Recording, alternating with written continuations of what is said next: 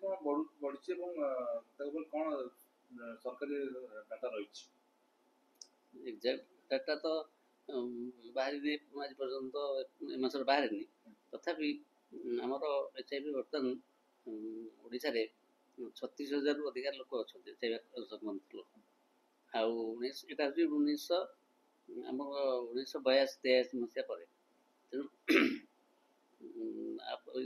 ଯେଉଁ ଏତିକି ଅଛନ୍ତି ଲୋକ, ସେ ଲୋକ ତା ମଧ୍ୟରୁ ପଜିଟିଭ୍ ମାନେ ଅଛନ୍ତି ଏତିକି, ଆଉ କେତେଜଣ ମୃତ୍ୟୁବରଣ କରିଛନ୍ତି, 12,000 ଖଣ୍ଡେ ମୃତ୍ୟୁବରଣ କରିଛନ୍ତି, ଆଉ କେତେଜଣ 4,000 ଖଣ୍ଡେ ତାଙ୍କର ଆଡ୍ରେସ୍ ବା ପତା ମିଳୁନି। ସେଇମାନେ ହେଉଛନ୍ତି ବିପଦଜନକ, କାହିଁକିନା ସେମାନେ ଟେଷ୍ଟ କଲେ, ଟେଷ୍ଟ କରିକି ଆଉ କ'ଣ ହେଲା ଆଉ ସେମାନେ ବୁଝିଲେନି କି ମେଡ଼ିସିନ୍ ଖାଇଲେନି, ସେମାନେ ପୁଣି ଯାଇକି ଅନ୍ୟ ଜଣଙ୍କୁ ସଂକ୍ରମିତ କରିବେ। ତେଣୁ ସେଇଗୁଡ଼ାକ ଆମକୁ ବେଶୀ ପ୍ରୋବ୍ଲେମ୍ ହେଉଛି। କେତେ ଲୋକ ଅଛନ୍ତି? 4,000 ଖଣ୍ଡେ ଲୋକ ଆମର ପତା ପାଉଛନ୍ତି। ତେଣୁ ସେମାନେ ଆସିଲେ କି ବାହାର ରାଜ୍ୟରୁ ଆସିଲେ, ଏଠି ଟେଷ୍ଟ କଲେ, ତାପରେ ଆଉ ମେଡ଼ିସିନ୍ ଖାଇଲେନି, ମାସେ ଦୁଇ ମାସ ଖାଇଲେ, ତାପରେ ଆଉ ଖାଇଲେନି। HIVର ଗୋଟେ ଭଲ କଥା ଏବେ ଅଛି ଯେ ଆମେ ଆକୁ ଔଷଧ ଖାଇକିରି ଆମେ ସପ୍ରେସ୍ କରିପାରୁଛୁ। କ୍ୟୁର୍ ହେଉନି, କିନ୍ତୁ ଆପଣ ଦେଖିବେ HIV ମେଡ଼ିସିନ୍ ଖାଇକିରି ଲୋକ ଚାକିରି କରୁଛନ୍ତି। ଆମର ଅଫିସରେ ଅଛନ୍ତି ଲୋକ ଚାକିରି କରୁଛନ୍ତି, 20 ବର୍ଷ 25 ବର୍ଷ ହେଲାଣି ଚାକିରି କରୁଛନ୍ତି। ତେଣୁ ଭଲ ଅଛନ୍ତି, ଆଉ ମେଡ଼ିସିନ୍ ଖାଉଛନ୍ତି, ସେମାନେ ସପ୍ରେସ୍ ହେଇକି ଅଛନ୍ତି। ମେଡ଼ିସିନ୍ ଯଦି ନ ଖାଇବେ ତାହେଲେ କ'ଣ ହେବ? ସେମାନେ ତ ସପ୍ରେସ୍ ହେଲେନି, କିନ୍ତୁ ଅନ୍ୟମାନଙ୍କୁ ରୋଗ ଦେଲେ, ସେମାନଙ୍କ ଦେହ ବହୁତ ଖରାପ ହେବ, ମୃତ୍ୟୁ ମୁଖରେ ପଡ଼ିବେ, ମୃତ୍ୟୁ ସଂଖ୍ୟା ମଧ୍ୟ ବଢ଼ିବ। ଆଉ ବେଳେବେଳେ ସେମାନେ ସଚେତନତା ଅଭାବରୁ ଠିକ୍ ସମୟରେ ଆସୁନାହାନ୍ତି।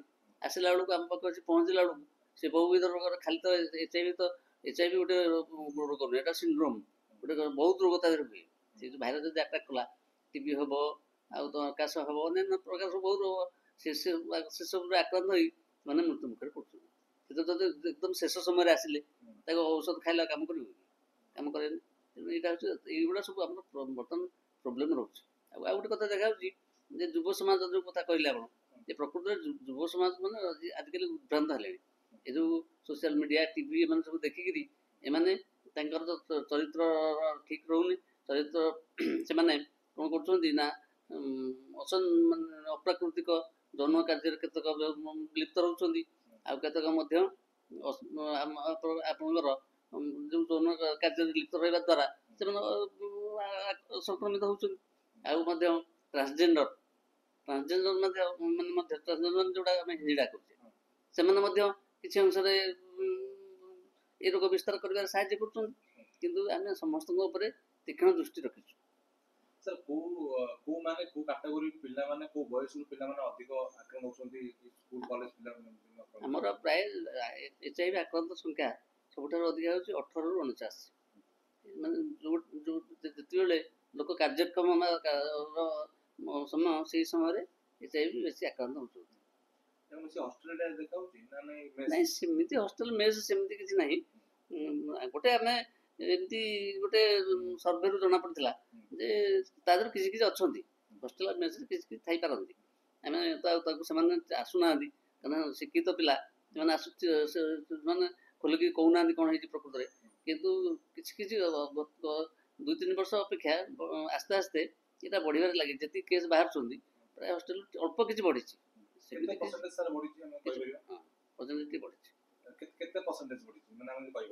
ସେଇଟା ଆମେ ଫିଗର ବାହାର କଲେ ଦେଖିବା ଜଣାପଡ଼ିବ। ସାର୍ ଆପଣ ଯେଉଁ କହିଲେ ଯେମିତିକି ଯେଉଁ 4,000 ତାଙ୍କର ମୋବାଇଲ ସେ କ'ଣ କରୁଛନ୍ତି, ଯେତେବେଳେ ରେଜିଷ୍ଟ୍ରେସନ କରୁଛନ୍ତି, କୋଉଠି ଆଧାର ଫଲ୍ସ ଆଣୁଛନ୍ତି, ଫଲ୍ସ ନମ୍ବର ଦେଇ ଦେଉଛନ୍ତି। କଣ୍ଟାକ୍ଟ କଲେ ନମ୍ବର ମିଳୁନି, ନମ୍ବର ମିଳିଲେ ସେମାନେ ବି ଧରୁନାହାନ୍ତି ଫୋନ୍। ଲୋକ ଲଜିବା ପାଇଁ ଧରୁନାହାନ୍ତି। ତାପରେ କିଏ ଔଷଧ ଖୋଜୁଛି, ଯାହା ହେଲାନି ହେଲାନି, ଏମିତି ହେଇକିରି କାଳେ ଅନ୍ୟ ଲୋକ ଜାଣିଯିବେ, ବିପଦ ତ ହେଉଛନ୍ତି। ସେଇମାନେ ହିଁ ବିପଦ ହେଉଛନ୍ତି। ସେମାନେ ପୁଣି ଅନ୍ୟ ଜଣ ମିଶିକିରି ରୋଗ ବିସ୍ତାର କରୁଛନ୍ତି। ନାଇଁ, ତାର 4ଟି ଉପାୟ ଅଛି। ଆପଣ ଜାଣିଛନ୍ତି ଯେ ଅସୁରକ୍ଷିତ ଯୌନ ସମ୍ପର୍କ, ସେକ୍ସ ତ ମାନେ ଅସୁରକ୍ଷିତ ଯୌନ ସମ୍ପର୍କ। ଆଜିକାଲି ଲୋକମାନେ ସଚେତନ ବହୁତ ହେଲେଣି।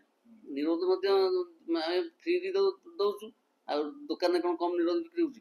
ତେଣୁ ଆପଣ ଜାଣିଥିବେ, ସତର୍କ କିଛି ହେଲେଣି। ଅସୁରକ୍ଷିତ ଯୌନ ସମ୍ପର୍କ ଦ୍ୱାରା ହୁଏ। 2ରେ ହେଉଛି ସଂକ୍ରମିତ ରକ୍ତ ଦାନ ଦ୍ୱାରା ହୁଏ, ରକ୍ତ ଗ୍ରହଣ କରିବା ଦ୍ୱାରା ହୁଏ।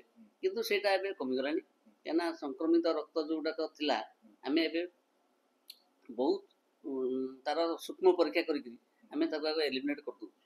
ରକ୍ତ ଦେବା ପୂର୍ବରୁ ଯେଉଁ ରକ୍ତ ଗ୍ରହଣ କରୁଛୁ ଆମେ ତେଣୁ ସେ ରକ୍ତକୁ ଆଉ ଆମେ ଆଉ ଦେଉଛୁ। ତାପରେ ମା ଠାରୁ ଛୁଆକୁ ମଧ୍ୟ ହେଇପାରେ। ତେଣୁ ଏଇସବୁ ଆଉ ଗୋଟେ ହେଉଛି ଅଶୋଧିତ ସିରିଞ୍ଜ ଦ୍ୱାରା ଯଦି ଗୋଟେ ସିରିଞ୍ଜକୁ ବହୁ ଲୋକ ସେୟାର କଲେ ସେମାନେ ତା ଦ୍ୱାରା ମଧ୍ୟ ହେଇପାରିବ। ସେଇଟା ବହୁତ ସଂଖ୍ୟାରେ କମିଯାଇଛି। ଆପଣ ଜାଣିଥିବେ ଯେ ଏବେ ସବୁ ଆଉ ଆଗ ଭଳିଆ ଯେ ଫାର୍ମାସିଟି ଧରିକିରି ଗୋଟେ ସିରିଞ୍ଜରେ ହସ୍ପିଟାଲକୁ ଗଲେ ସେ ଗୋଟେ ସିରିଞ୍ଜରେ ସମସ୍ତଙ୍କୁ ଦିଅ ଆଣନ୍ତି ଗୋଟେ ଫୋଡ଼ିଦେବା, ସେସବୁ ଆଉ ନାହିଁ। କାହିଁକି ନାହିଁ? କାରଣ ଏବେ ସବୁ ଡିସ୍ପୋଜେବଲ୍ ସିରିଞ୍ଜ ହେଇଗଲାଣି। ଗଭର୍ଣ୍ଣମେଣ୍ଟ ହସ୍ପିଟାଲରେ ବି ସବୁ ଡିସ୍ପୋଜେବଲ୍ ସିରିଞ୍ଜ ଦିଆହେଉଛି। ସେଇଟା ଗୋଟେ କମିଛି।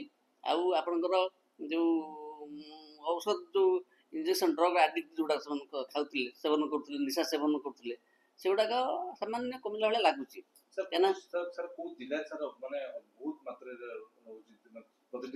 ସବୁଠାରୁ ଗଞ୍ଜାମ ଜିଲ୍ଲା ଅଧିକ, ସବୁବେଳେ ଗଞ୍ଜାମ ଜିଲ୍ଲା ଅଧିକ ରହିଆସିଛି। ଷ୍ଟୁଡେଣ୍ଟ ହିସାବରେ ସେମିତି ଷ୍ଟୁଡେଣ୍ଟ ତ ଆମେ କିଛି ଧରୁନୁ, ଆମେ ଷ୍ଟୁଡେଣ୍ଟ ବୋଲି ଲେଖିଲେ ମାନେ ଅସୁବିଧା। ତେଣୁ ପ୍ରାୟ ଗଞ୍ଜାମ ଜିଲ୍ଲା ଅଧିକ। ଗଞ୍ଜାମ ଜିଲ୍ଲା ସହିତ କଣ୍ଟେଷ୍ଟ ଚାଲିଛି, ମାନେ ଗଞ୍ଜାମ ଜିଲ୍ଲାର ସଂଖ୍ୟା ସହିତ ତାପରେ ସବୁ ଅଛି, କଟକ ଆସିବ, ସମ୍ବଲପୁର ଆସିବ, ଏସବୁ ଜିଲ୍ଲା ଗୁଡ଼ିକ ଆସିବ। ଖୋର୍ଦ୍ଧା ଜିଲ୍ଲାରେ ବି ଅଛି। ବହୁତ ଶିକ୍ଷିତ ଲୋକ ମଧ୍ୟ ଏଡ୍ସରେ ସଂକ୍ରମିତ ହେଉଛନ୍ତି, କିନ୍ତୁ ସେମାନେ ତାଙ୍କର ଆଇଡେଣ୍ଟିଟି ବା ପରିଚୟ ଲୁଚାନ୍ତୁ ବୋଧେ, କିନ୍ତୁ ଜାଣିଲେନି, କିଛି ଜାଣିଲେନି, ମେଡିସିନ ମଧ୍ୟ ଖାଉଛନ୍ତି। ହଁ, ଗାଁ ମାନଙ୍କୁ ଆମର ଏତେ ନେଟୱାର୍କ ଏମିତି ରହିଛି, ଯେମିତି ଜାଲ ବିଛାନ୍ତି କ'ଣ ପାଇଁ? ମାଛ ଧରିବା ପାଇଁ ଜାଲ ବିଛାନ୍ତି। ଆମ ଜାଲ ପୁରା ଏକଦମ ଚାରିଆଡ଼େ ଘେରିକି ରଖିଛୁ, କିନ୍ତୁ ସେ ଜାଲରୁ ବି ଖସି ପଡ଼ୁଛୁ।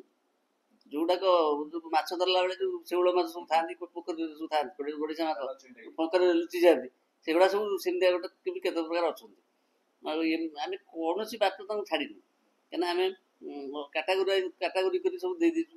ଯେଉଁ ଆପଣଙ୍କର ଯେଉଁ ଅଛନ୍ତି ସଂସ୍ଥା ଭଲେଣ୍ଟାରୀ ଏଜେନ୍ସି, ଯେଉଁଟା ସ୍ୱେଚ୍ଛାସେବୀ ଅନୁଷ୍ଠାନ ବା ସେମାନଙ୍କୁ ଆମେ 54ଟା ଆମେ ସେମିତି ଅନୁଷ୍ଠାନ ରଖିଛୁ। 54 ଅନୁଷ୍ଠାନ କେତେଜଣ କେବଳ ଦେଖୁଛନ୍ତି ଟ୍ରାନ୍ସଜେଣ୍ଡର, ଯେଉଁଟାକ ଆମର ହିନ୍ଦୀଟା ଯେଉଁ କହୁଛନ୍ତି, କେତେକ ମେଲ୍ ଟୁ ମେଲ୍ ସେକ୍ସ ଯେଉଁଟା କହିଲେ ଅପ୍ରକୃତିକ ଜନସମ୍ପର୍କ, ସେଇଟା କେତେଜଣ ଦେଖୁଛନ୍ତି। ଆଉ ଫିମେଲ୍ ସେକ୍ସ ୱାର୍କର, ସେ ବି ତାକୁ ବି ଦେଖୁଛନ୍ତି, ଯେଉଁମାନଙ୍କ ବେଶୀ ଯେଉଁ କହୁଛନ୍ତି ତାଙ୍କୁ ବି ଦେଖିବା ପାଇଁ ଅଲଗା ଲୋକ ଅଛନ୍ତି। ତେଣୁ କୌଣସି ଯେମିତି ଜାଗା ନାହିଁ ଯେ ଆମେ ଛାଡ଼ିଛୁ। ପରୀକ୍ଷା ଅନ୍ୟାନ୍ୟ ବେଳେ ଆମର ଯେଉଁ ଆସୁଛନ୍ତି ବ୍ଲଡ୍ ପରୀକ୍ଷା ହେଉଛି, ସେଥିରୁ ମଧ୍ୟ ବହୁତ